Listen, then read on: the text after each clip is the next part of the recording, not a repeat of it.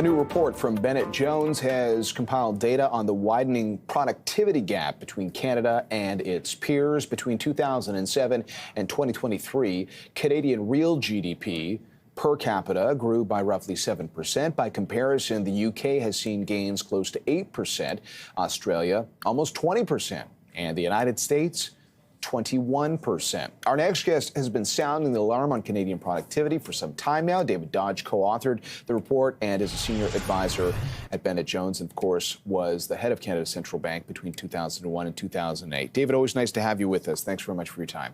Good to be with you. You've been raising concerns about our productivity data for a while. Halfway through 2024, what would you say are your current observations? Well, in fact, in our report, we said that the structure of spending and taxation that we've seen in the federal and provincial budgets indicates that we're going to continue to have the problem going forward. We have not seen the emphasis on growth in those budgets that we really need to have seen.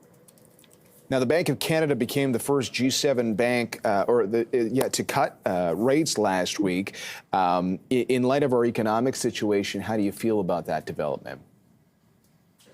Oh, I think that makes eminently good sense. The speed at which those rates are going to come down, of course, is going to depend on the continued progress on inflation.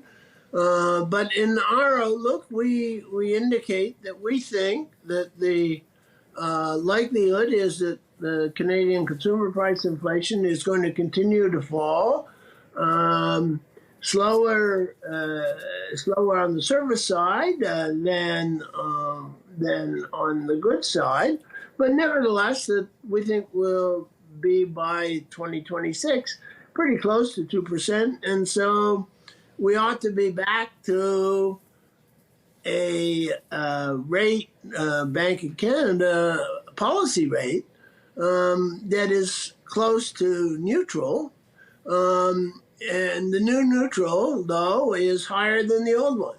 So the new neutral is going to be between 2.5% and 3.5%, not between 2 and 3. And so what we're arguing is that rates will come back down, but probably only to about 3% by 2026. Now, the story of just sort of connecting the dots on interest rates and productivity, I think a lot of Canadians were very closely monitoring what was going to happen with interest rates in this country, because they're always looking for a way to have a more affordable entrance into our housing market, which is very expensive and making headlines around the world, and does factor into this productivity story. But I'm curious to know how so. I mean, you've been doing some number crunching on it. Can you inform our audience? Yeah, so the problem we have is that we need to devote a higher fraction of our GDP to investment in housing going forward, even though among our peers, we have in the past already devoted a higher fraction. Well, what does that mean?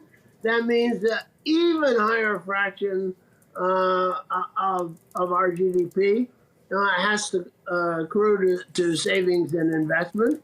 And in order to put the emphasis on investment in productive capital that raises the productivity of workers, then it's going to be a bigger problem going forward, simply because we're going to be devoting more to housing.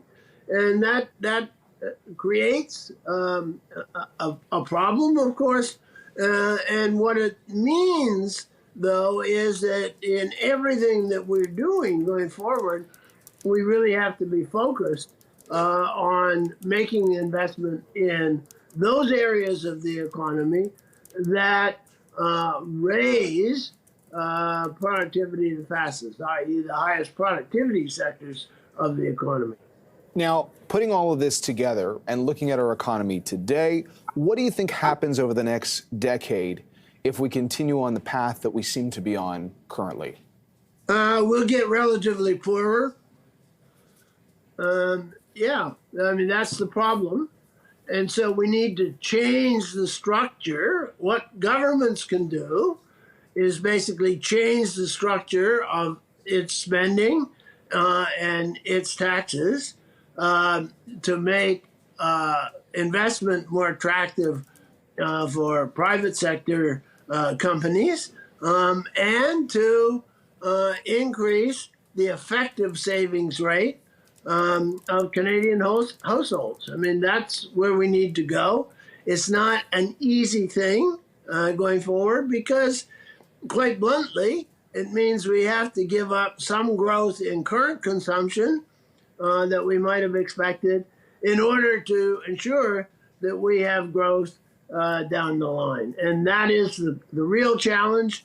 And in everything that provincial and federal governments do as they move forward in dealing with all the problems that they have, health, education, foreign trade, all that, in each one of those domains, they have to keep the focus on doing it, following those policies in a way that's going to raise Canadian productivity, and that's extraordinarily important. David, I guess sort of just as an extension to that before we let you go, ultimately, do you think we can get back on course? And if we do, as part of that, what would be your advice to policymakers to ensure it happens? I think the answer is yes, we can. We need a mindset, both on the part of industry and on the part of governments, that we need to on the industry side, distribute less of earnings and invest more, and on government side, that we spend less on current services to people and much more current services or transfers, and spend more on building the capital stock that we need that's going to raise the productivity of the government sector as well as of the private sector.